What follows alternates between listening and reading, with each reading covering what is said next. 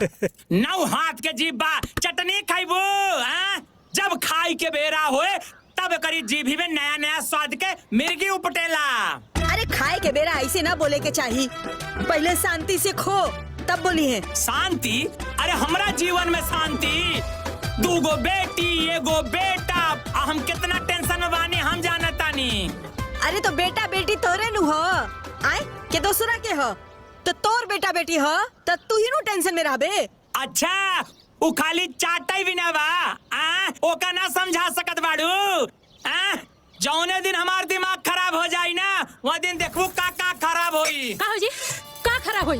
का खराब होई? बोली ना, कब से राउर भाषण हम बर्दाश्त करता नहीं। हां ढेर अपना आपके नवाबी बनल बानी। रउआ जोन जोन मन कला तोन हम बना के दिले और वो ठुसबो करिले। आज हमरा आम का चटनी खाए के मन कदलस तो रउआ मिर्गी पेट के बैठ खड़ा मरले बाटे। हां बोली ना का कर? अरे बोल काहे नहीं? काहे खिसियात बाड़ू? आज तक जोन कहेलू वो हम ना लाइल बानी। जोन मंगावेला ना आवेला। अच्छा उतर गई गर्मी, ठंडा गई तेजी। अरे तोहरे सामने हमारा औकात चलेला का? तू एक काम करा, एक ढाक के रखा, हम चट गई नहीं पट चटनी खातिर आम तोड़ के लाए तब खाई। अरे जोर बेटा, जब तक तू बेइज्जत ना हो जाले तब तक तोरा शांति ना मिलेला। अब जो आम ले आ। बैठी रहो माई। अरे चप्पलो दे हमार। चप्पलो चाहिए? बाप रे बाप, ऐसन का मरद। ए कुटुम, अब तो हमनी रिश्तेदार हो गई निजा। ई रिश्ता के आगे बढ़ावल जाओ। का करी, जब घर पे रहेला नु अकेले जान कुल अनहार लागेला, कबो कबो तो रोई छूट जाला। अरे ऐसा ना कहे के चाहिए मदन बाबू, रुआ बियाह के बाद हमने के चलैले बानी सन। अच्छा तो बात आगे बढ़ल। हाँ 50% कंप्लीट हो गइल बा, और 50% अभी बाकी बा। वो 50% जल्दी कंप्लीट करी ना। कुछ पैसा कौड़ी लागी तो हम खर्चा करे। पैसा कौड़ी के छोड़ी ना, 2-4 बीघा जमीनों दे दे। अरे का हितराम, आजो बियाह के चक्कर में पड़ल बाड़ा। अरे अब तो बियाह की उम्र बीत गई महाराज। हमार बियाह के उम्र पार हो गई, हमार उम्र खत्म हो गई। काहे कि सब कुछ रउए मालूम बा, रउआ बड़का ज्ञानी हो गइल बानी। हित है तो कुछो बोलब। हाँ ए महाराज, हम का बोला तानी? एगो अनहरो आदमी देखी नू तो कही कि रउआ बुढ़ा गइल बानी। हमार बुढ़ापा? ए रउआ बुढ़ा गइल बानी, रउआ बुढ़ा गइल बानी, सचिया गइल बानी रउआ। ए महाराज तनी दूर से चाहो गिर जाइनू। मतलब का हम बुढ़ा गइल बानी का? कौन मारा हमरा बियाह करे के बा? बड़कू हित से ऐसे बात कर जाला। सुनी रउआ, समझाई इनका के। एगो रउआ बानी जे इतना प्यार से हमरा के अपना रिश्तेदार के अपना घरे रख ले बानी, इतना प्यार से बतियावत तानी। एगो ई बारे ई सुनी, हम रउआ खातिर ई घर में नहीं की, हम इनका खातिर हई। और रउआ हमार हित बानी की दुश्मन?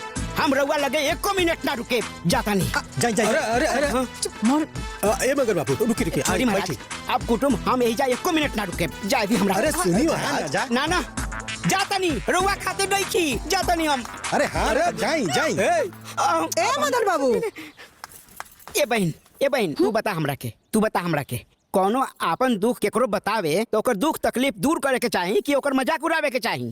का भाई भैया तू ही बतावा। कोनो आपन दुख तकलीफ अपन कुटुंब हित के ही बतावे लनू। उ हित कुटुंब के हमार दुख दूर करे के चाही तो उ हमार दुख सुन के और हमार मजाक उड़ावतारन। के तो हर मजाक उड़ावताड़ा, तनी आराम से बोला। तो हितई में आइल बाड़ा। ठीक बा, ताहर जेठ जी उधर आके का कहले बानी? बहन तोहरा तो मालूम है बा, हमार शादी वाला मैटर तो हर सास ससुर 50% मान गए रहलन। बस हम 50% और हाँ कहवावा ही वाला रही कि उ ई बीच में आके हमार जवानी पर सवाल उठा के हमार पूरा सपना पर पानी फेर देलन। अच्छा हाँ समझ ले कि हम यहाँ से तोहर भौजाई लेके जाती, बाकी ई तहर जेठ हमार जिंदगी खराब कर देलन। का भैया यहाँ तो आके ये सब शुरू कर देला?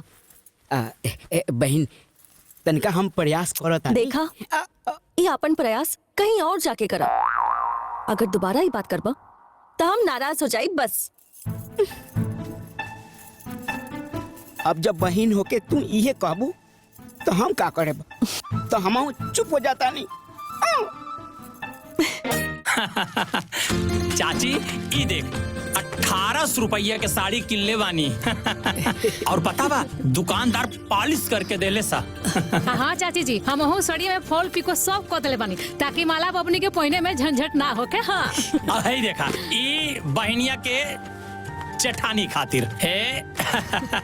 देखा था बड़ा सुंदर बाटे। ए चाची, हम अपना बहन के हर मौका में कौनो कमी नहीं होके देव। चाची जी ई देखी चूड़ी, एकरा संगे संगे नु सिंगार के सारा सामान रख देले बानी। बड़ा बढ़िया कहलू। ए बबुआ, हमरो तरफ से ना तुको साड़ी ले ले जइहा।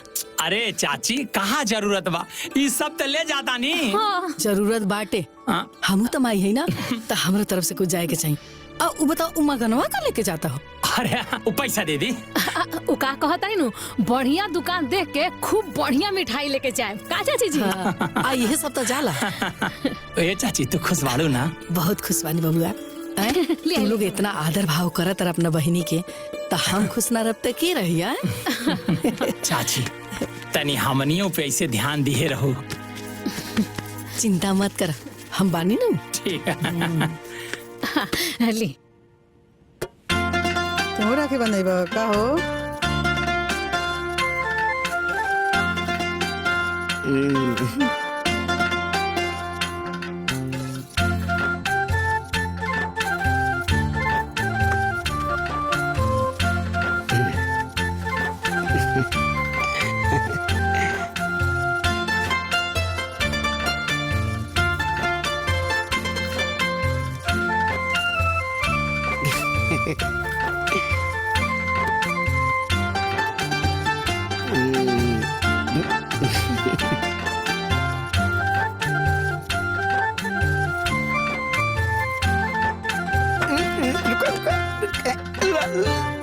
पहले तू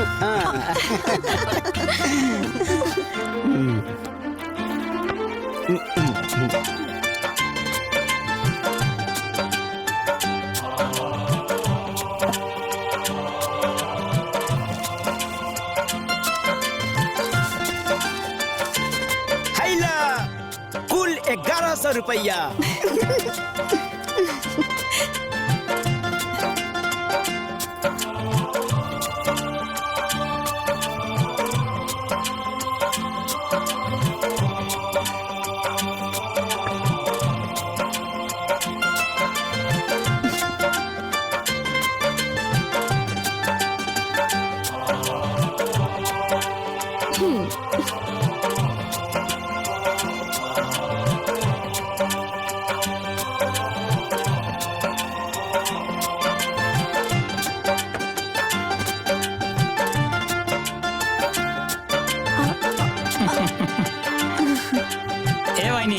सबके दिखा दा डबल नेक के साड़ी ले आयल बानी। अरे एमे दिखावे के का बात बा भैया, सबके पता बा कि हम छगन भैया के जवाबे नहीं खे। हमर आपके भी कोनो जवाब नहीं। आई।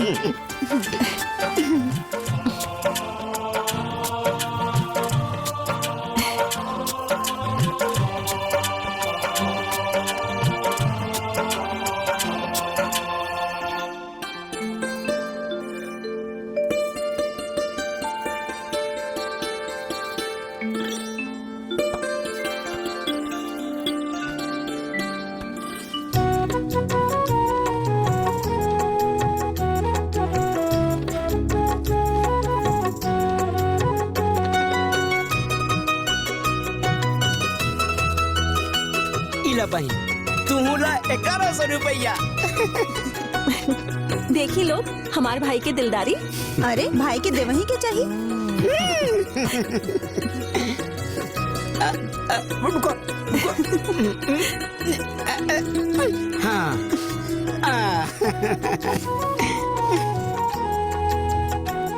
ए बहनी पहले इला डबल जोड़ा के नेक, पहले का रखा फिर राखी बांधा।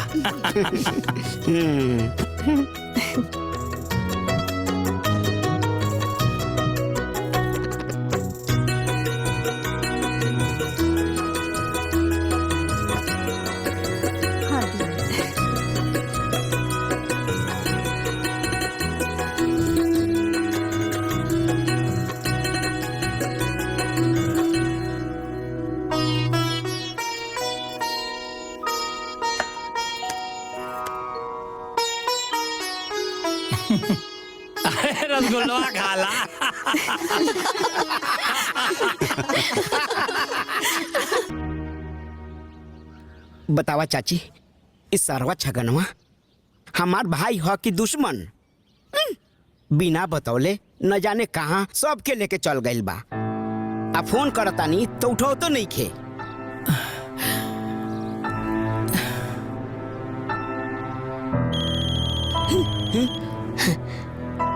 ई तो माला के फोन लगता। उठावा, स्पीकर स्पीकर पर।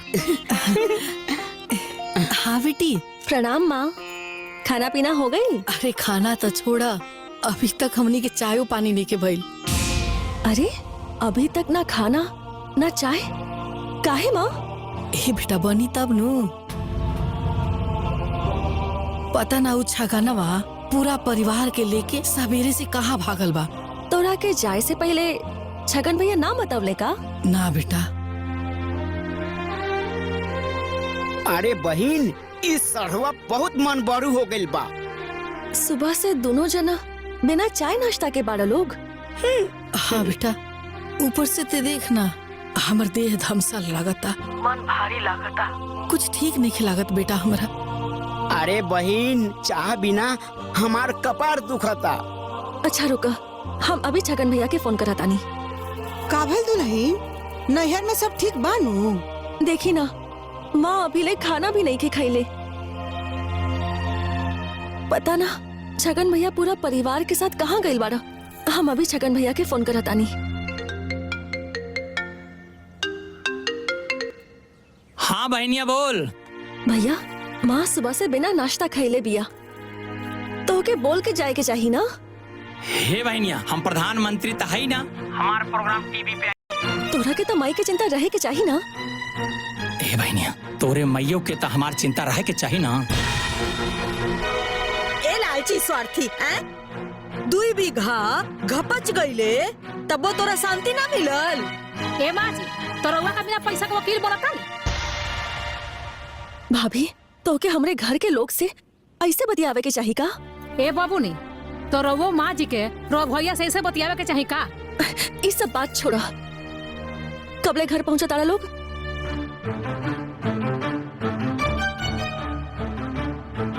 हे बहनिया, हमरा सड़ुआइन के बच्चा होखे वाला बा, अभी वो पीड़ा में बा। अरे माई रे माई,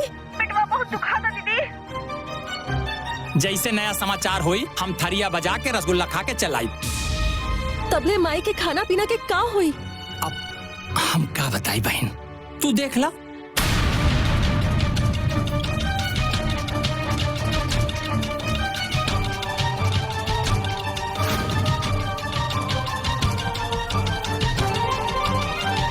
सोचा चाची, आज अगर हमार मेहरारू रहित, तू रानी बन के रहतू।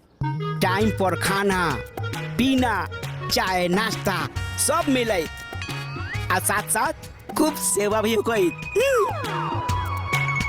दोस्त हमरा साथे साथे तोहरो किस्मत के बा।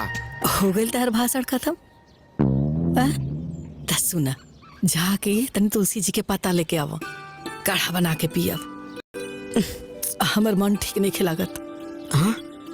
पूरे देह में सिरावन लागता। ठीक बा चाची, हम तुलसी के पता लेके आवतानी। चाची सुन ना, खाना तनिका बेसिए बनैया, एहू बेर चल जाई, आ रात में ये भोजनवा खा लेल जाई। हाँ? ठीक था।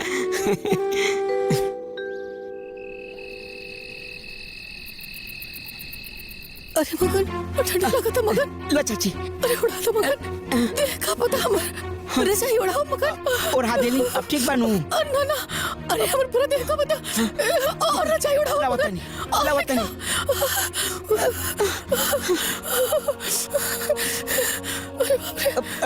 ला चाची, ले आनी, ले आनी।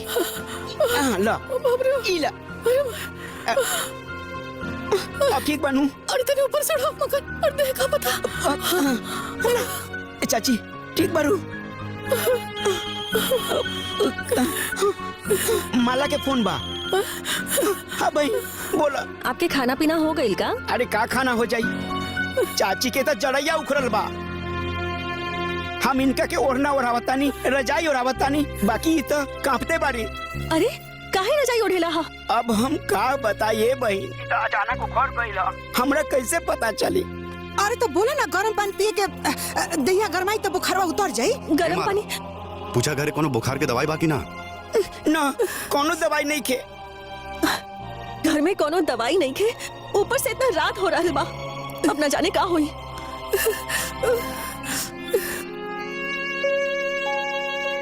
अरे घबरा लोग मत, कहा तो ओजा जाके हम डॉक्टर के बुला के दिखला दी। फोनवा दो तो तनी बतियाई हम। हाँ ठीक बा चाची लो बतिया। ए समझे जी कैसन बानी?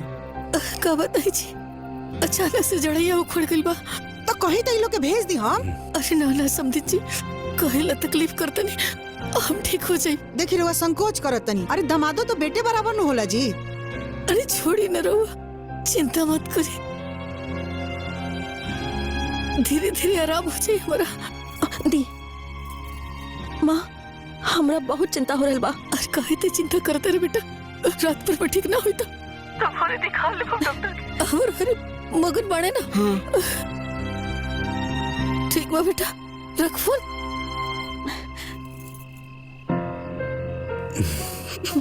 माँ जी सब ठीक हो जाए। ए मगन तनी और उड़ाओ मगन ठीक से। अरे ठंडा लगता मगन, तनी ठीक से उड़ाओ। हाँ पूरा ढक दो। भगवान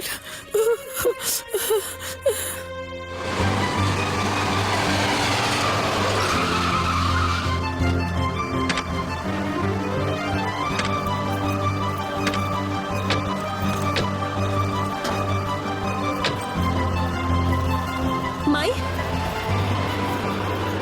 माई,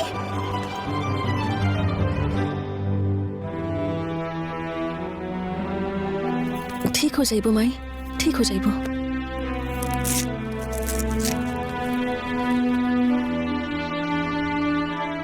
देखा इनकर बीपी बढ़ गई बा, हार्ट बीट भी बढ़ गई बा, बुखार हो और बढ़ भी सकेला। भर्ती करे के पड़ी का डॉक्टर साहब? डॉक्टर साहब अगर भर्ती करे की जरूरत पड़ी तो हमने के भर्ती करा देब सन। नहीं भर्ती कैले के कोनो जरूरत नहीं। बाकी यहाँ के काफी लापरवाही बा, यहाँ के परहेज करे के पड़ी, आपन देखभाल खुद करे के पड़ी, नहीं तो बीमारी दिन पर दिन बढ़त जाई।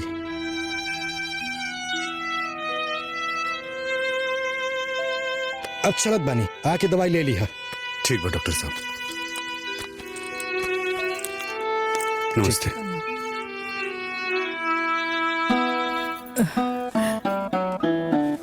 ए माँ जी, रउआ हमनी के साथ चली।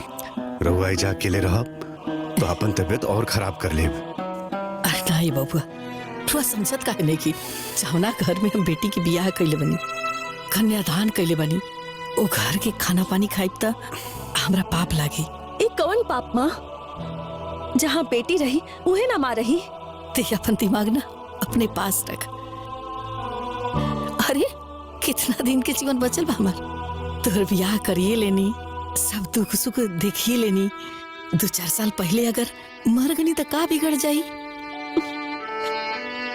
अरे समदेन जी का रुआ कहतन, हमने के कुछ ना सुनब सन। रुआ चले के पड़ी, चल। हाँ अरे ना समदेन जी, आप बेटी के घर ला जाए। काहे ना जाए माँ जी? ए बेटा, रहुआ अभी दुनियादारी पता नहीं खे। ए समदेन जी, जब बेटा के माई बेटा के साथे रह सकेली तब बेटी के माई बेटी के साथे काहे ना रह सकेली? आ वैसे भी दामाद भी तो बेटे बराबर न होला। रहुआ सही कहता कि दामाद बेटे के बराबर होकेला, लेकिन रहुआ हमार बात समझे की कोशिश करी। अरे हम बाचल जीवन कैसे हो गुजार ले, डॉक्टर के दिखा ले, हम ठीक हो जाए छी। भले तू अपन घर पर बाड़ू, बाकी हम भी तो अपन धर्म निभाई माँ। तोरा के तक कुछ ना चाहिए, बाकी हमरा के तो हमार माँ चाहिए ना। बुढ़ापे के तो औलाद सहारा बनेला, तो जेकरा बेटी बिया ओकर के तो बेटी ना सहारा बनी। या तो हम तोहके यहाँ से ले जाए, या तो हम ना जाए। तू पागल हवे कारे? हाँ हम पागल बानी। अरे चाची चल जाना, काहे जिद कैले बारू? हाँ अरे तू तो किस्मत वाली बारू, तहार बेटी तहार इलाज सेवा करे खातिर अपना घरे लेके जाल चाहता रही, न तो आज के जमाना में लोग के बेटा भी साथ ना देवेला। चली समधिन जी, अब इतना सुनला के बाद रुआ रह नहीं की सकत। चलिए हाँ माँ जी, चली चली। माँ हम पैर पड़तानी, माँ हम पैर पकड़तानी, माँ चली ना हमरे साथ।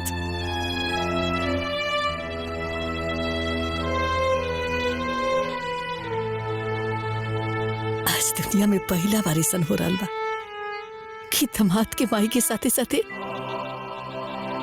बेटी की भी माई रही। चलिए तैयार हो जाइए। हाँ माँ जी। चला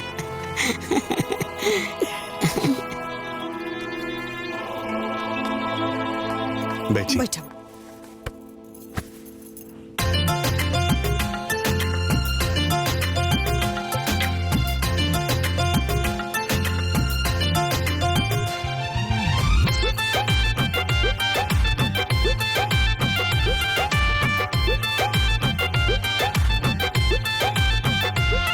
बड़ा खुश बाड़ी माई आज हो, लेके जाले बेटी दमाद हो। बड़ा खुश बाड़ी माई आज हो, लेके जाले बेटी दमाद हो। होई खूब आदर, मिली खूब प्यार, चल देहली माई अपना बेटी के ससुरार। चल देहली माई अपना बेटी के ससुरार।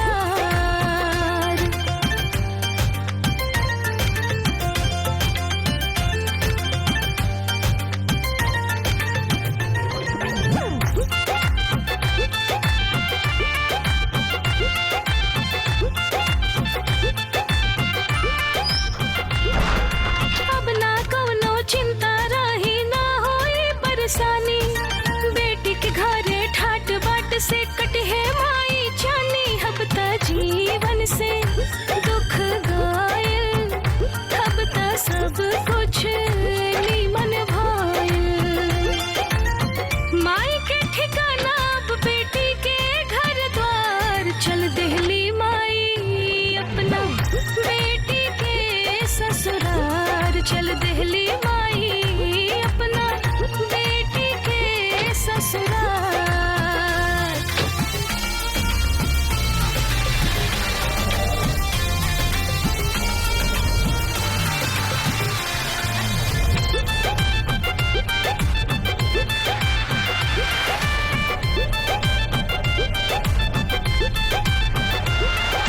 बेटा के कमी आज पूरा कर दिहले दामाद।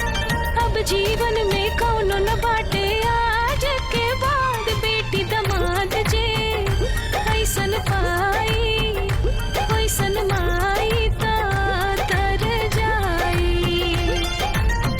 बेटी के ससुरा में मिली सत्कार। चल देहली माई अपना बेटी के ससुरार। चल देहली माई अपना बेटी के ससुरार। अरे सारे बेईमान, बीबी के गुलाम, सरवाइन के नौकर। ए सारे मारा एक लाठी न तो लंबा हो जाइबा। तू हमरा के का मार दे? चचिया गईली अपना बेटी के जोड़े, आ तू सरवान के लइका होखा। चल रख।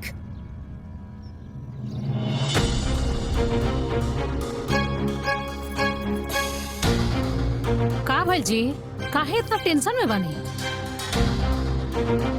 चचिया मलवा के घर चल गए। ला अब जोता जमीन, अरे 20 बीघा जमीन का सपना लेकर बैठा रहा। वही जमीन के चक्कर में बहरा तू कमाए ना गई। अब कमा कमा के दू गो बेटी संगे कर पिया। निकम्मा निठल्ला आदमी। अरे तेरा पता थोप आवे बहन याद है ऐसा मरद के। ए दुल्हन, तनी चपका के लगाव। हमरा समधिन जी के कपारे पर ठंडक पहुँचे के चाही। ए तू काहे खड़ा बड़े? बैठ, समधिन जी के गोड़ दबाओ। अच्छा माई। समधिन जी भी तोरा माई बराबर बानी, खूब सेवा करिए। दबा बढ़िया से, ऐसे ऐसे। हाँ दबाओ ऐसे दबाओ। बताई रहुआ लोग हमारे इतना स्वागत बात करतनी और दुष्टवा हमरा के बुखार में छोड़ के परिवार के साथे भाग गई। जाए दी माई, बड़ा बेईमान रहे उ। हाँ, बाकी इहो तो राउर दमादे के नु घर ह। आ दामाद राउर बेटे बराबर बा। हाँ? हाँ, बड़कू, ए बड़कू, आवत ही माई। का माई? कहनी है कि झुनझुनवा के यहाँ चल जा आ जाके हमरा समधिन खाती नु 1 किलो दूध उठाओ ना कद। अरे रहे दिए समधिन जी, इतना दूध का होई के पीही? ए माई, जितना पियल जाए उतना पीहे, बाकी छेना फाड़ के खाइए। अरे रवा खड़ा का बनी? जाई ना, असुनी 1 किलो गाय के दूध बोलब। ठीक बा।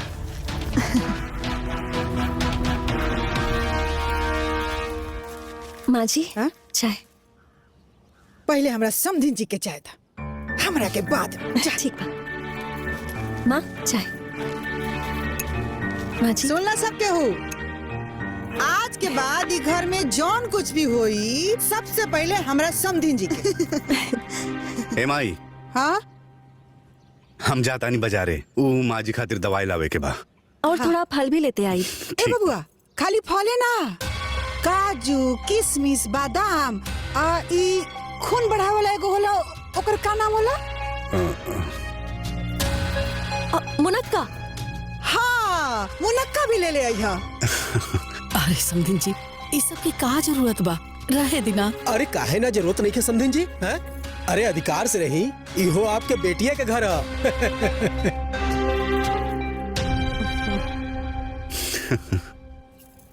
ए माला, मना करना ई लोग के, इतना ख्याल रखा था लोग। काहे ना करी माई, हमरा नियन तोरा के सभी लोग प्यार करी ले।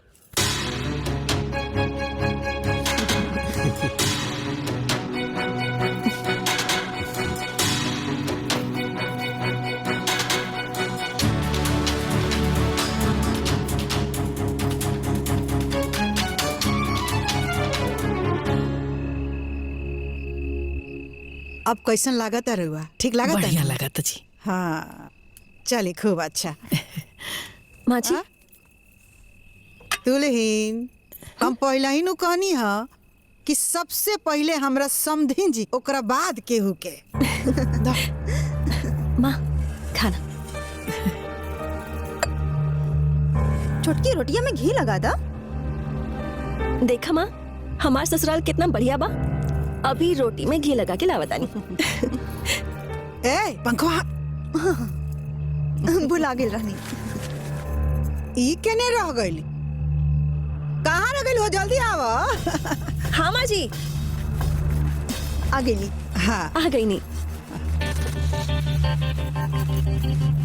ए बेटा, अब रहे दिए रे, इतना में हो जाई। का समधिन जी, 2 गो रोटी खइला से इतना बड़का देह कैसे खड़ा रही जी? सही कहा तानी अम्मा जी। ए छोटकी, 2 गो रोटी पे और घी लगा के ले आवा। अरे ना रे। अरे संदन जी, खैले जाई, राउर दे हरियराई, तब तुम्हार नजर बिछलाई। ए जी, रउआ अंगना में काहे आ गइनी हा? जाई द्वारा पर, हमार समधिन जी खाए में लजा जाए। जाई। अरे भाई, जात है, हमरे ओर से समधिन जी के 1 रोटी और दे दिया। रउआ खाई, लजाई मत। वहाँ के मजाक ही आई, मजाक ढेर करी ले। खाई।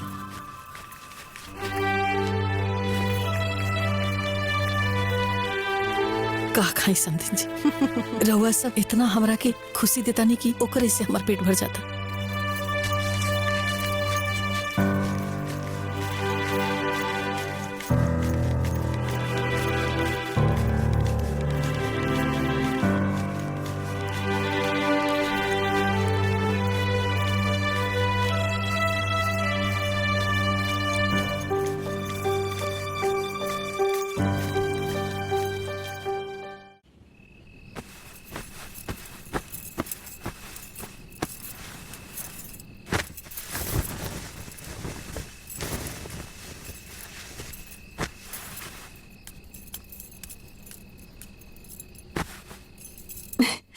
आई माँ,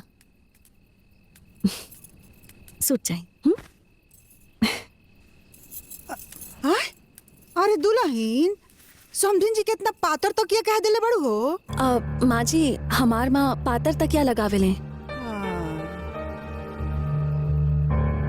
हाँ समधिन जी, हमरा मोट तकिया की आदत नहीं खे।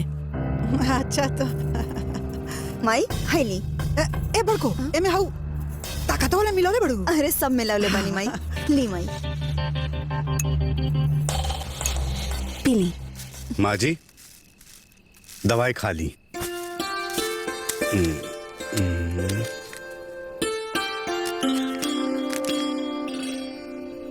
ली दवा जी, इतना दवाई? ठीक होके के बाद तो दवाई खाए के पड़ी ना माँ। अरे तू चिंता मत कर माई, हमने सब मिलके इतना सेवा करब जा कि बस 2-3 दिन में तहारी सब दवाई बंद हो जाई। हाँ माँ जी खा ली। ये भवनी जाके पानी लेके आओ, दवाई खा ली। हे माँ जी दूधवे से खा ली ना और अच्छा रही।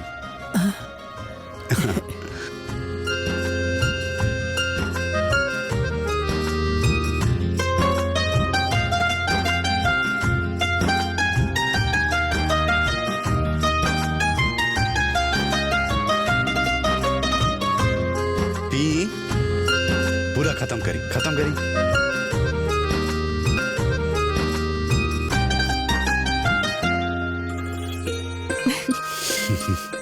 हे बाबू तू हमर बड़ा सेवा कैला, जाके तू आराम कर ला। ए समधिन जी अभी तो शुरुआत बा, आगे आगे देखी।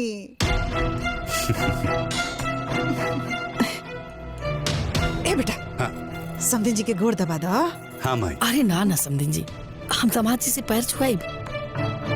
हाय देखो कैसन बात करत नहीं रहुआ। अरे दमादो तो बेटे बराबर न होला। ए बबुआ दबाओ। हाँ माई। अरे ना काहे हमरा पाप के भागी बनाओ तनी। हमारी बेटी भी है ना, दबा दी।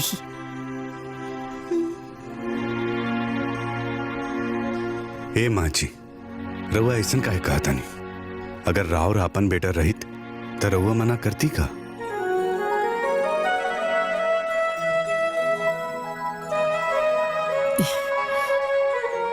हे माँ जी इतना संकोच मत करी। चली लेटी लाई लेट जाए। सो जाए।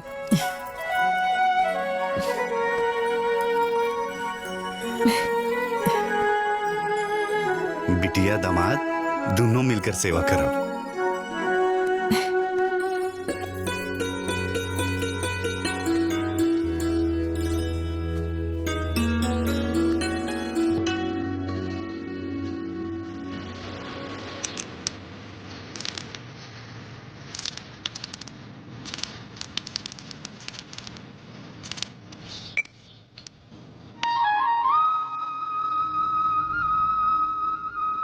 और समधिन जी आज तो एकदम ताजा ताजा लगता नहीं। कैसे तबीयत बा? बढ़िया बा समधी जी। शरीर में शक्ति लगाता? हाँ समधी जी, अरे जब इतना सेवा हुई तो काहे ना बढ़िया लगी। हाँ। मिजाज एकदम हमार फ्रेश बा। अरे तो मिजाज फ्रेश बा तो चले के आज कहाँ? अरे सिनेमा देखे, लैला मजनू। अपने जमाने वाला सिनेमा। लैला मजनू अरे अपने जमाना वाला सिनेमा। भाग समधी जी रहो ना, ए उम्र में जाई हम फिल्म देखे। अरे उम्र 55 के और दिल बचपन के बनाई। ना हम ना जाए। अरे तो उसे का हो गई? समधी के साथे समधी नहीं जा सकत का? रहो ना समधिन जी, का बोलत रहिला, का बात करत अरे रही? ए समधिन जी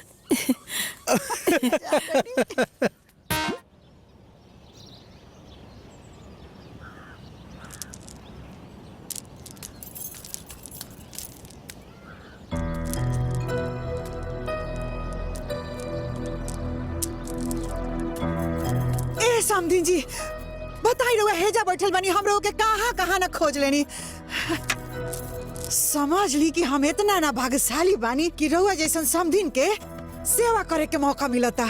समधिन जी भाग्यशाली तो हम बानी कि भगवान इतना बढ़िया समधियाना हमरा के दे दिले बाड़े। और बेटा जैसन दामाद देलन और ऊपर से रहुआनियन समधिन देलन। सेव खाई। कितना खियाई हमरा के? रहुआ खाई? ना ना रहुआ खाई। आज हम अपना हाथ से रहुआ के खियाए। ली। एगो शर्त बाटे कि रहुआ आज हमरा हाथ से खाई। अच्छा ठीक बा। ली।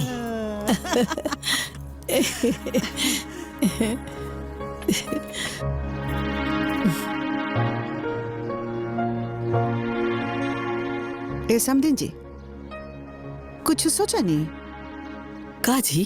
अरे उहे बतिया। कौन बतिया? अरे बेटी राउर, दामाद राउर, समधियाना राउर। आज जब यही जर रहे के बा तो उन्हें की झमेला काहे के रखे के बा? किने की झमेला जी? अरे उहे राउर जमीन जायदाद, घर दुआर, धन संपत्ति। आज जब दामाद के बेटा मानी ले बानी तो काहे की देर करतनी? ठीक कहा तनी समधिन जी। अरे हमर सब धन संपत्ति तो आजो हमरा दामादे के बा, आ काल्हो हमरा दामादे के रही। एमे देर के कोनो बात नहीं है। खाई रहुआ। अरे वो सब खत्म कर दे।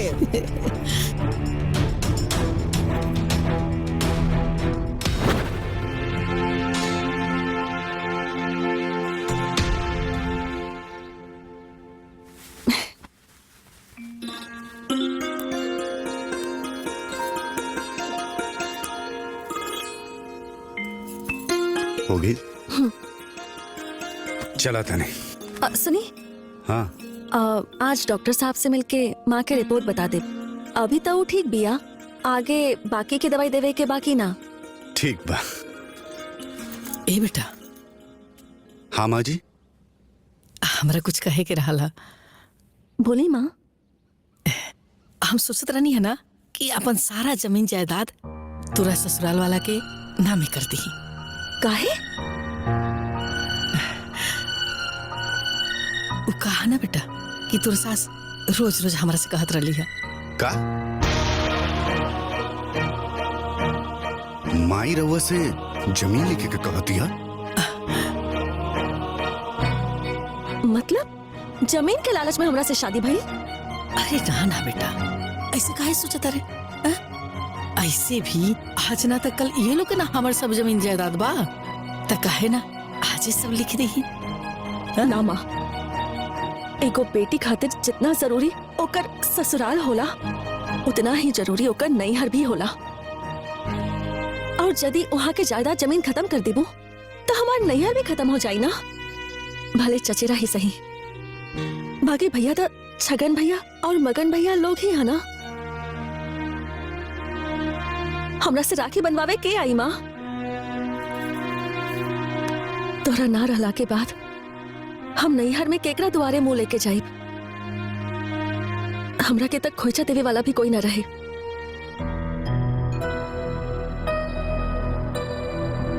माँ, अगर हमार ससुराल बा तो हमरा नैहर भी चाहिए। हाँ माँ जी, माला एकदम सही कह दिया।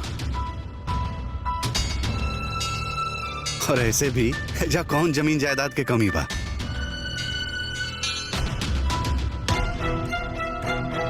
रउआ ये सब चिंता छोड़ी और अपन सेहत के ख्याल रखी। हाँ ठीक बा बाबू, जैसन रउआ कही हमरा सब मंजूर बा।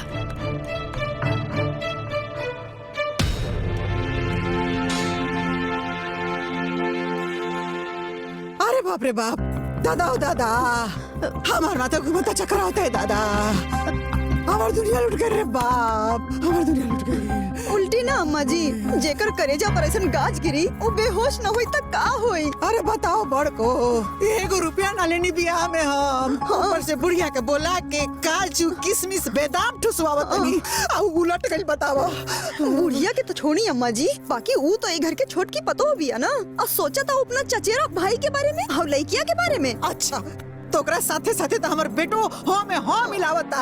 ई पतो ना दुश्मन आइल भी हमरा घरे। बाप रे बाप, ए बड़को हमर सारा मेहनत सारा पैसा बर्बाद हो गइल। बाप रे बाप, अरे बाप रे दादा रे। सुना, आज से अभी से तू बुढ़िया के तरफ तकबो ना करबू। हाँ, अब इनका के काजू किशमिश बादाम ना गोबर खियाओ तनी गोबर, और दिन भर नारी के पानी पियाओ तनी इनका के हम। बाप रे बाप, हमरा के माई, भाभी के माई के अनार के जूस निकाल के दे दी का? जूस ना, बुढ़िया के भौर मुंह में डाल दे, जहर मर जा बुढ़िया। जूस पियानी हमरा के खत्म कर। बाप रे बाप, दादा दादा, अरे माय रे, अरे बाप रे बाप।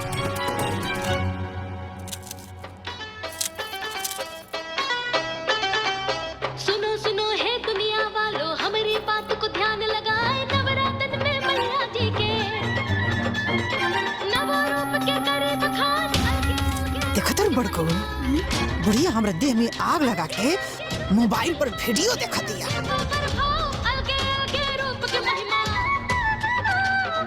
बताइए अम्मा जी, बेटी कितनो मना करे, बाकी बुढ़िया के सोचे के चाहिए ना। रहुआ ससुराल वाला की जमीनिया लिखिए देता नहीं। शहर भी देख लो ना, टुप से अपना घर से आके हमरा कपड़े पर बैठ गई। माँ, चाय। देखा था नहीं अम्मा जी, सास से बढ़ के माई हो गई। पहला चाय अपना माई के देला सिया। का करी, बेसंस्कारी माई के बेसंस्कारी बेटी बिया, जन माई सिखौले भी उहे न करी। माँ जी, चाय।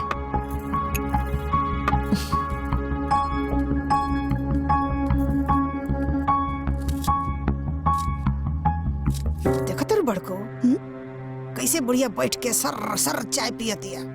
दामाद के कमाई खाए में लाजो नहीं लागत एकरा। अरे समधिन जी, आई ना, साथे बैठ के चाय पी ले हल जाओ। ना ना, रउए पी, तनी हमनी के काम बा।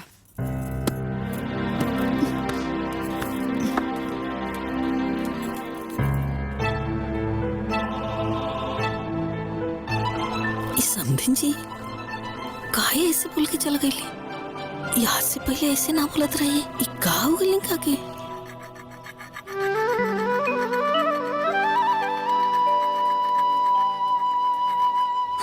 ये तो आज के लड़का कुल कुछ नहीं के करत।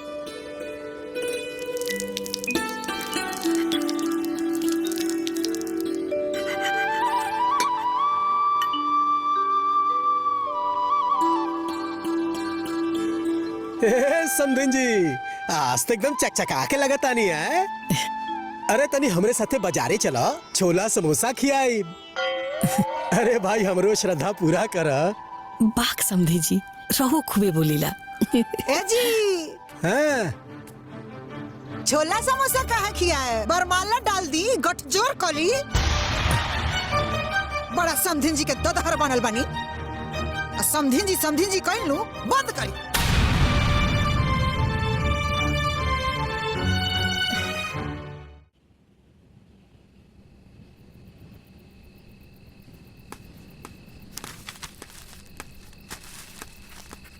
हे मधु, भाभी के बुला।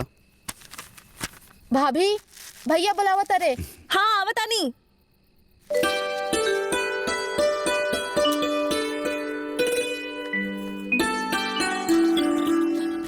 भैया ये जो का जी? माला एकरा में माँ जी के सेव, दवाई और जूस बा, दे दिया। ठीक बा। देख लो बड़को, जना से ना कोनो सुख ना सवारत, ओकरा के जूस पियावता कमीनवा। ओहे नु पढ़ौले बिया माँ जी। पढ़ौले नहीं खे, माई बेटी मिलकर ओकर मोती मार लेले बड़स।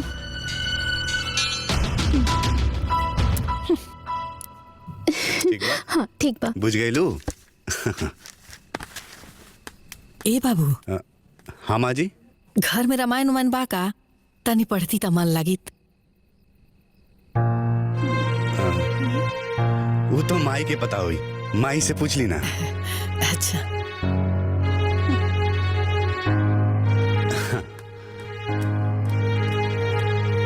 ए समधिन जी, रामायण बा? महाभारत बा, पढ़े छोड़ दो।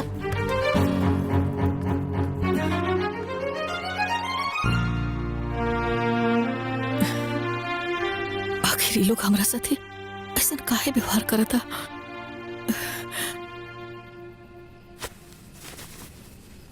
डॉक्टर साहब के पास गए रहनी है, कहले कि माँ जी के अब दवाई की जरूरत नहीं खे। चली अच्छा भइल, अब त माँ बिल्कुल ठीक हो गई बिया। ए बेटा। हाँ माँ।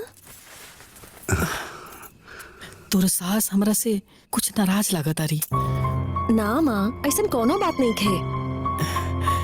हाँ बेटा, 2-3 दिन से देखा था नहीं उनकर व्यवहार हमरा प्रति बढ़िया नहीं खे, यही सब के चलते हम एजा आइला चाहत रही। माँ जी ऐसा कोनो बात नहीं खे।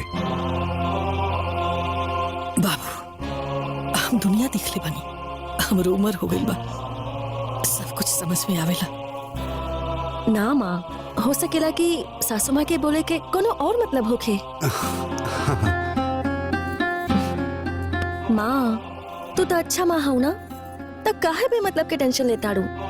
चल हम तो के खाना खिला देता, रहो चली। हाँ हम चेंज करके आवत हैं। चली।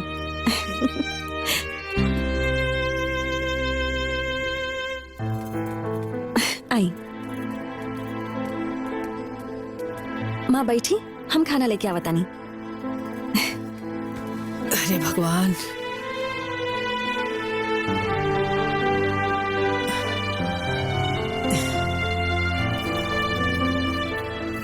अरे ये समधिन जी, अरे बैठी ना, रो काहे हमरा से कटल कटल रहता नहीं। काका रो कपार पर हम बैठा रही, जब रोवा श्याम मेरा और बेटी तमद लागले बा तो हम का दही पर के छाली काटी, जराउर हर रोवा में सटल बा, हम के हई।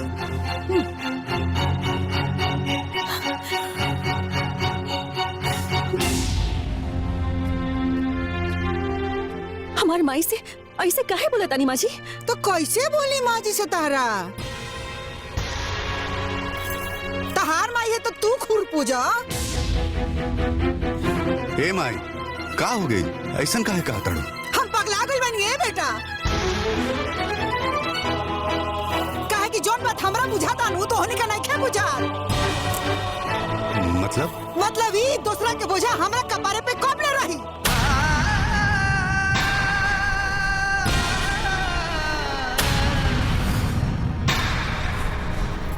माँ जी,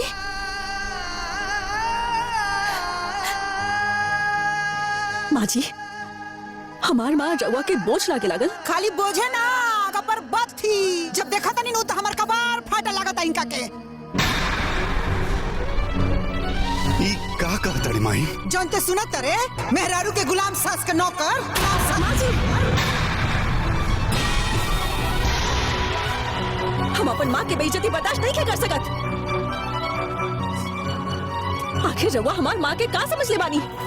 हम अपन माई के सेवा करतानी त रउआ का चलतानी? हम राउर बहुत बाद में बानी, पहले हम अपन माँ के बेटी हई। तोहरा नियन बहुते बेटी देखले बानी, आ इनका नियर बहुते माई भी। अरे अभी नया कौन तमाशा चालू करे बाड़ू हो? ये बुढ़िया कब ले अपना घर में रही? माई तेही ना कहले रहलिया कि जब बेटा के माई बेटा के साथ रह सकेली तब बेटी के माई बेटी के साथ काहे नहीं रह सकत?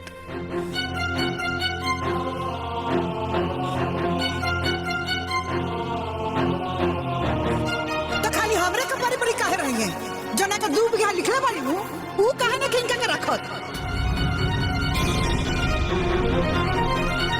माल खाई के हुआ और हम काहे फोकट में इनकर मलामत उठाई?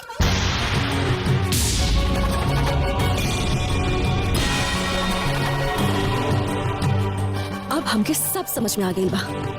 इस सारा ड्रामा हमरा माँ के संपत्ति के लालच में होता। तो काहे ना होई? ये आश्रम ना हो कि केहू मुंह उठौले चल आइया घर में सेवा पानी होई। सासी माँ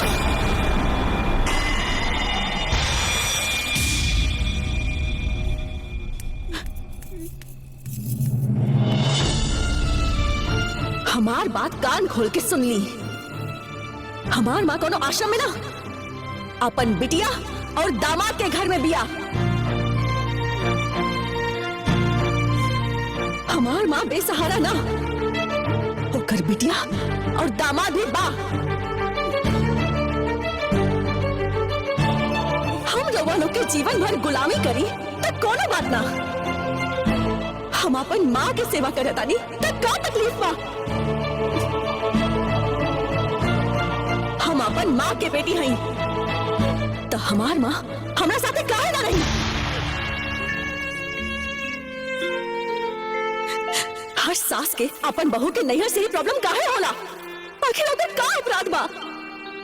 भगवान तो ऐसा कौनो तराजू नहीं के बनवले बारे जहाँ बहू के ससुराल के पलड़ा बहू के नैहर से भारी होखे, बहू के सास के पलड़ा बहू के माँ से भारी होखे।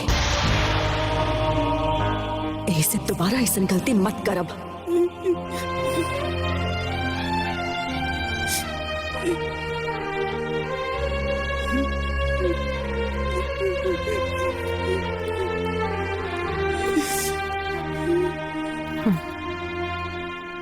हमार माँ अपनी बेटी के साथ ही रही। इस संभव नहीं क्या हमरा घर में? बा माँ, अब हमार सास अपन बिटिया दामाद के साथ ही रही।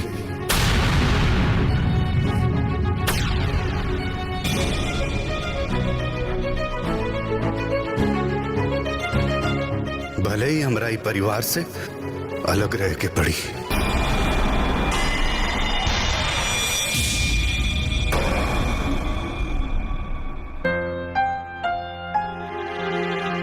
चली माँ जी, आई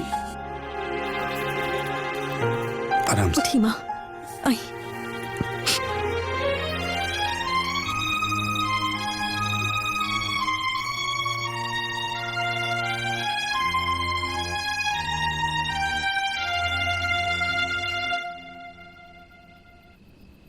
आज ही घर में जौन ड्रामा भइल तौन तोहरा हिसाब से निम्न लागल है का? एगो हित के बुला के घर में ओकरा साथे ऐसा उचित व्यवहार कैल उचित रहल है का? उ पतोह का सोचत हुई? बेटा भी हमनी के खिलाफ हो गए। तो रहो ना ऊ अपने सासा मेहरारू के लेके। देख माई, तोर स्वभाव बिल्कुल नहीं ठीक लगता। तो 6 में नहीं रहा तो 6 में दूर हो जाले। देख आखिर रात छोटकी तो के बोल दिला से ना, ये सब सारा नाटक नौटंकी ड्रामा ओकर माई के प्रॉपर्टी खातिर हो रहल बा ना? हैं? तू कम भी है का? पतो हमार आज सोचती अपने चचेरा भाई के बारे में। अरे ई बतिया हमनी के पहले बतावे चाहत रहलो कि तू बियाह धन के लालच में करत हौ। मतलब इहो कोनो बताए वाला बात बाजी? आ जब हमरा के ना दिए नु तो जा अपना घर में जौना के दिले बड़ी करते नहीं तो हम काहे करी? यह बतिया तो के माई उनकरा यहाँ के बुलाइले पहले सोचे चाहत रहल। तो हम का जानत रही कि हमार पतो स्वार्थी निकल जाए और साथे साथे हमरा बेटा के अपने जाल में फंसा के हमरी के खिलाफ कर दी। अरे वो बेटी है, वो दामाद है। के माई तही कहत रही है कि दामाद बेटा के बराबर होला। तोर बेटा भी अपन फर्ज निभा रहल बा। जकरा जौन मन में बा तौन फर्ज निभावे। बाकी हम वो बुढ़िया के देखे के नहीं चाहत, बस बात खत्म।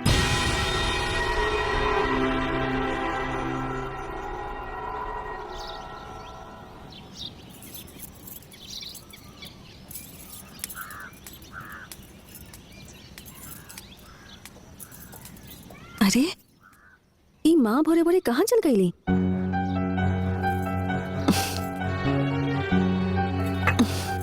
माँ,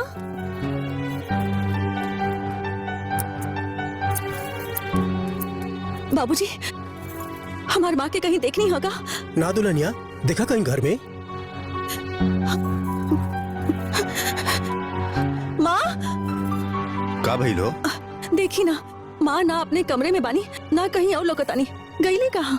अरे जाइए कहाँ, कहीं और हुई है। देखी बढ़िया से। माँ, माई, माँ जी, माँ,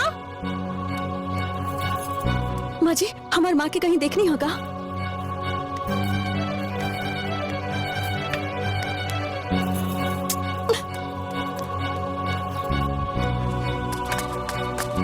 भैया सासू माँ छत पे बानी का? ना हो, घर में नहीं का? ना। अच्छा हम देखत नहीं।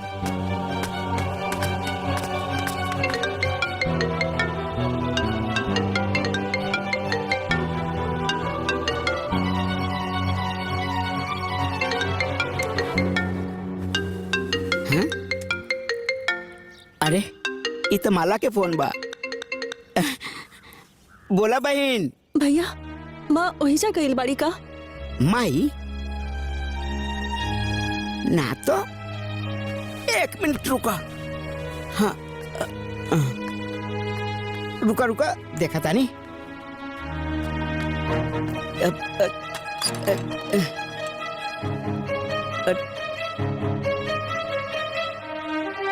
तोर तर दरवाजवा अंदर से बंद बा, का भइल ह? माँ सुबह से नहीं के मिलत, पता ना कहाँ चल गई। बाकी आइजा तो नहीं आयल बाड़ी। हमरा बहुत चिंता होता भैया। तू चिंता मत करा, वहीजा भी देखा, हम आइजा देखा तानी। ए तू परेशान मत हो, माँ जी मिल जाई। हम गांव में भी जाके देखता नहीं। हाँ, और ना मिली तो पुलिस कंप्लेन कर दे। बाकी तू रो मत, हम माँ जी की खोज के आवत नहीं।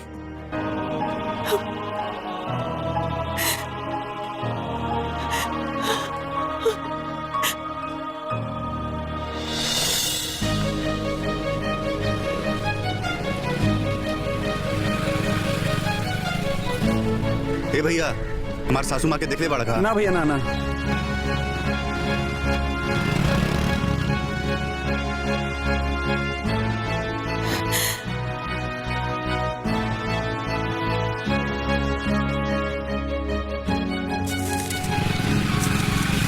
ए चाची, हाँ हमारे सासू माँ ही ने आयल बड़ी का? ना यहाँ ना आईली।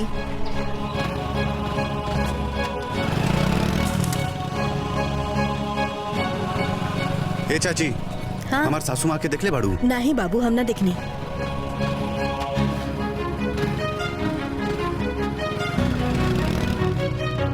चाची, ए चाची, चाची, चाची।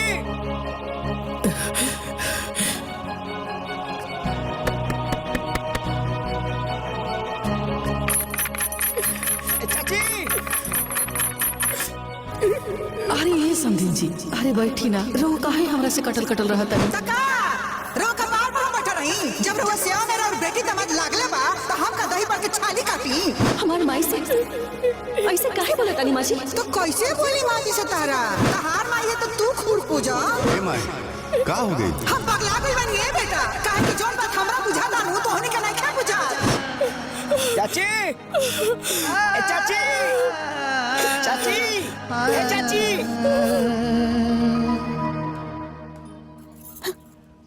का भइल जी?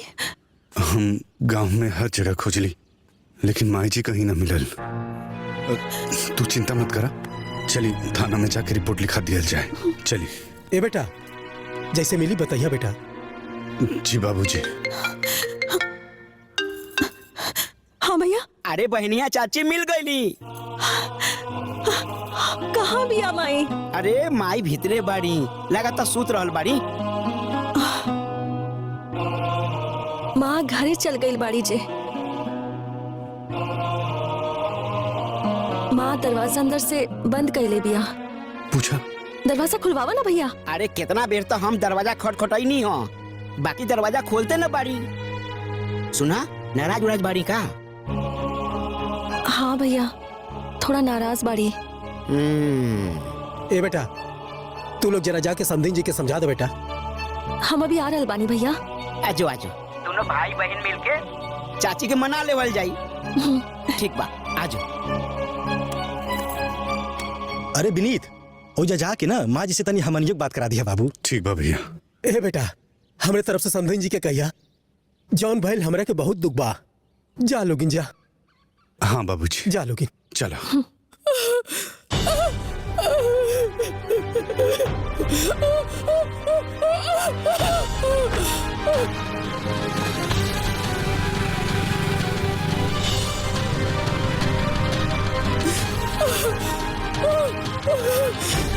ए चाची, माला आ गई नी।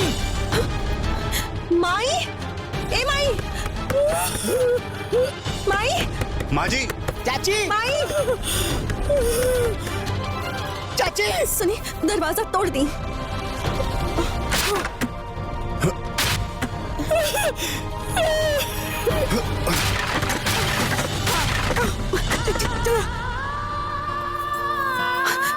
माँ,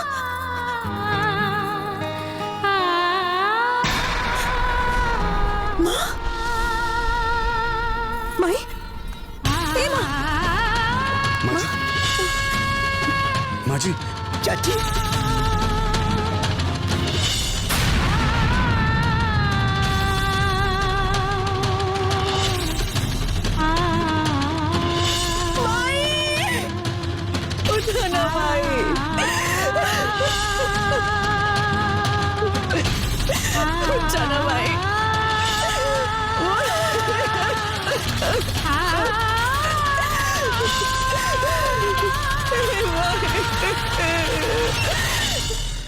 बाबूजी भैया के फोन आइल बा। अच्छा लावदा तनी समधन जी के हाल चाल ली। हाँ हाँ ले ली भगल की समधिन जी के हाल चाल। अरे चुप रह तू। हेलो हाँ बेटा का हाल चाल बा समधन जी के? तनी हमरो बात करा दा। बाबूजी सासू जी मर गई।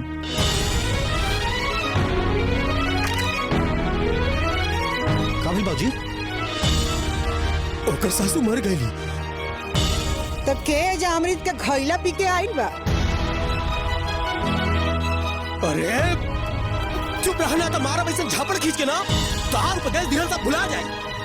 दुष्ट नीच लालची औरत आज कर दे बेटी का ना। तो हम का और दवाई लिख लेना नहीं। हाँ फिर तो बोला ताली आज तो की जिंदा ना छोड़ा आज तो की जान से मार दे। सब बरू अरे बाबूजी बाबूजी बाबूजी रुक जा। हम समझाते हैं, हम समझाते। ए माई माई ये तू कहाँ बोलता रे माई? तोरे तनको कुछ समझ में आ रहल बा? अरे ई मूर्ख औरत के कहाँ समझ में आई? अरे एकरा चलते एगो बेटी टूअर हो गई। जीवन भर खातिर अपने माथा पर काली कलंक लगा लेलस। आखिर का मिलल तोरा ये सब करके सब खत्म कर दिलू ने। अरे कहीं औरत ऐसा होला? अरे कैसे पाप के प्रायश्चित करबो? कैसे कलंक धोबो? हे बेटा हाँ बाबूजी एकरा जल्दी के चलते जान भल तन भाई पर दुख में पतो पड़ल होई बेटा। हाँ बाबूजी हमनी को चले के चाहिए बेटा। हाँ बाबूजी हाँ।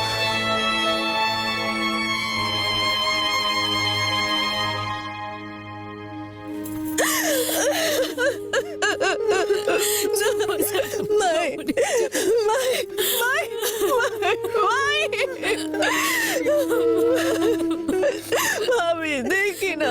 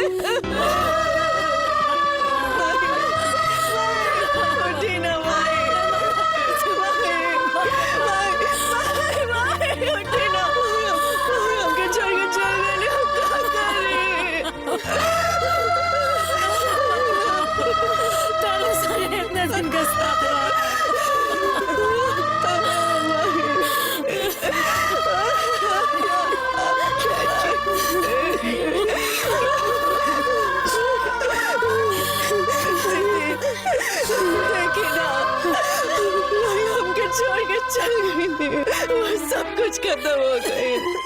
मेरा मम्मा कर दीदी ऐसे ना रोल चला, ऐसे ना रोल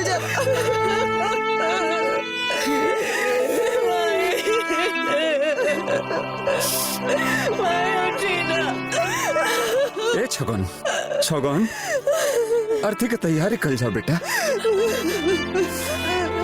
बाकी कार्यक्रम आगे बढ़ावल जरूरी बना बेटा। चलो चलो छगन उठ जाए ना माए,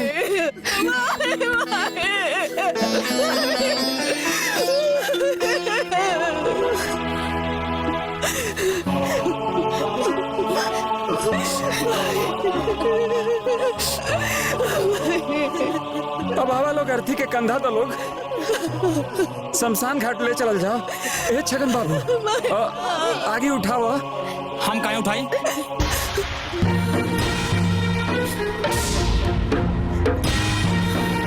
अरे कहा बात करता है छगन बाबू? अरे मुखाग्नि तू ना दे तो के दे? बेटी मुखाग्नि ना न देवेली। फुकटे में मुखाग्नि दे दी।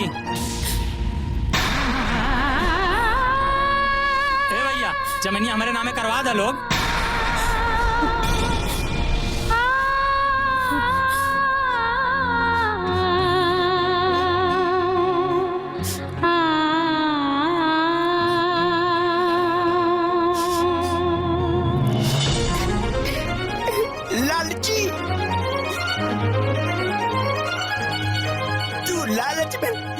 अनहरा गइल बाड़े कि तोरा यूं नहीं के पता कि कब का बोले के चाहिए।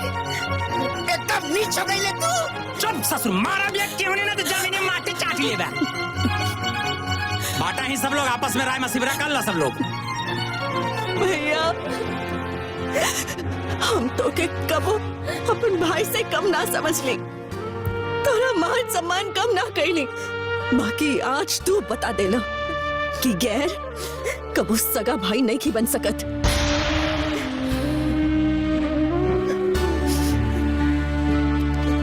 आज तो हमारी माँ के लाश के ऊपर जमीन के बात कर रहा तारा, तोरा की शोभा देता का?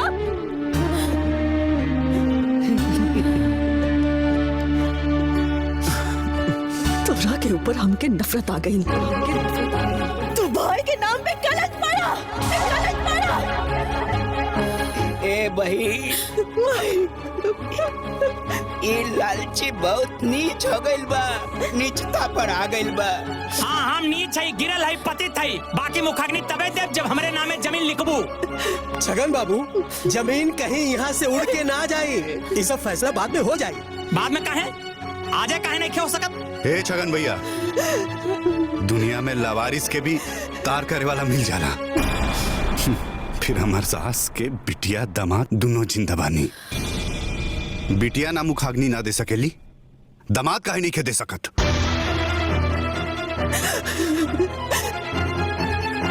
हाँ पाऊँ वैसा हूँ, ये लालची कमीना के मुखाग्नि दिला से चाची के तारन ना होई। रउआ मुखाग्नि की तैयारी करी। ऐसे कैसे दी हो? आज क्रिया कर्म करके सारा जर जमीन जायदाद बेच के हमरा पट्टीदार बसा के चल जाइए। ऐसे ना औखे देव हम। क्रिया कर्म वही करी जे हमेशा के हमेशा यहाँ रही। हाँ हाँ छगन भैया, सब घर द्वार छोड़ के यही जाके रहो। बिल्कुल सही कहा तारा साड़ू भाई।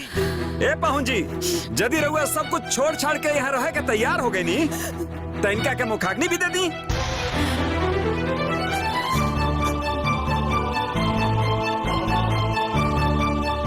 का भाई लो? बोलल बहुत आसान होला, बाकी करल ना। छगन बाबू, निभावल मुश्किल ना होला। भगवान हमरा के दुद्दू को बेटा देले बानी।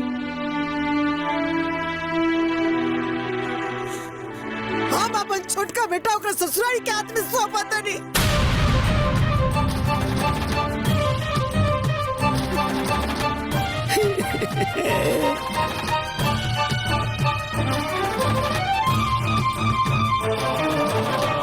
हमेशा कहते कि दामाद बेटा बराबर होला, बेटा बराबर होला, लेकिन हाथ रहनी। ए बेटा, बेटा होके के फर्ज निभाओ। अपना सास के बेटा उठाओ, आग उठाओ, अंतिम यात्रा शुरू कर। उठी नहीं।